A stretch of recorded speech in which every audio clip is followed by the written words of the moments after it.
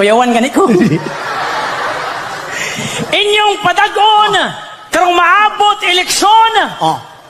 Akong isaad sa mga katawhan dire nga kanang dagat ako nang ispaltuhon. Buang na. Wanay barko budagan. Tracking ta.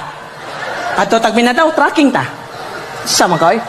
Sige. O akong isaad kaninyo, taligsik pa lang, ayuda dayon. Budagan.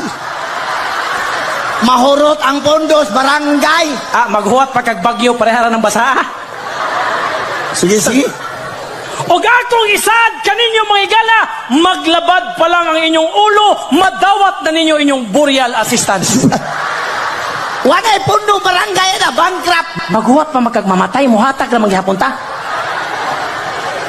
Sige, imo ng plataporma. O akong isaad kaninyo, gamayng ubo, lubong, dritso. Ay. Wanay mabuyos, barangay, puro patay. O niya, magsugot ka, mag-pandemic na sa ta. Dili. Mindset ba? Kinahanglan advance imong mindset? Saan ko?